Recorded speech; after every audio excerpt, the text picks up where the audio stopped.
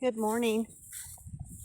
Something, again, that occurred to me in my quiet time with the Lord is how Jesus was loving and kind and gentle.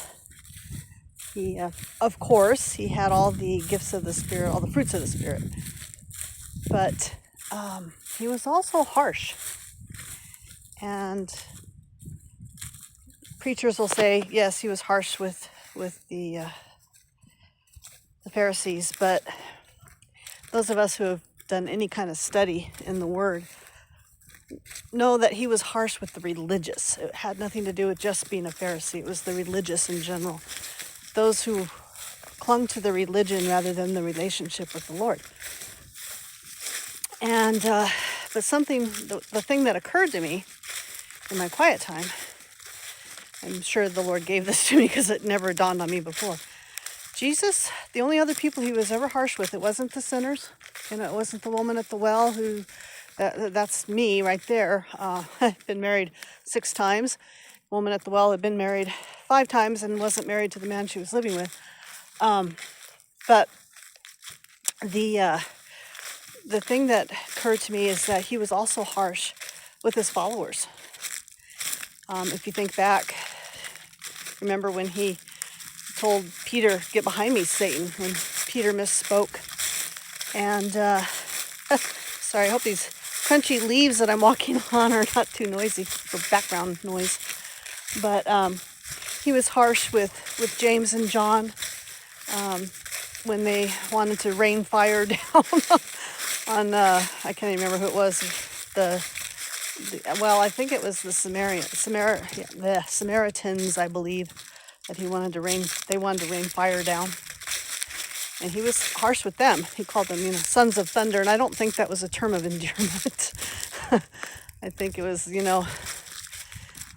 all rumble and no action, really. But anyway, it occurred to me that we, as his followers, have to be very careful not to displease the Lord in any way. I don't want him being harsh with me. And there's times he has been harsh with me. He's almost always loving and kind and gentle. But in that loving kindness and gentleness, he is also strict. He's very strict. He's like, this is what I said, and you're not doing it. You are not doing it. Just recently, I had a horrible dream. I had just gone to sleep, and I rarely remember my dreams, but I couldn't have been asleep 5 minutes, and I had this horrible dream, and I had something in my hand. I'm not going to go into details because it's kind of personal, but, well, no, that makes it sound like it's really nasty. It wasn't nasty, but anyway, it was something that I was addicted to, and I was in the kitchen. It's not that has anything to do with it, but I was with one of my little dogs for some reason. I don't know why. And this thing in my hand started dragging me down our hallway, which goes to our other bedrooms. But I couldn't let go of it. I was trying to let go of it. And it was like pulling me around. And the hallway where I was being dragged down was dark. Very dark. It's scary dark, which it's not, obviously, it's just a hallway, but in this dream, I knew it was leading me to hell. And when I woke up, the Lord very clearly said to me, that addiction is leading you to a very dark place. And that was it. We'll get rid of that one real quick. And I did, thankfully, so far.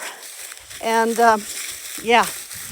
So even though it was a loving reprimand, because he does not want me to be caught up in an addiction. He doesn't want you to be caught up in an addiction.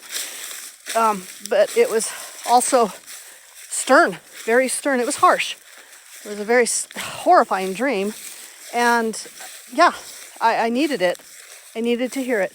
So anyway, those are my thoughts for the day. And this is a lot longer than I normally go, but I took a nice walk. So I will talk to you later, and I love you guys.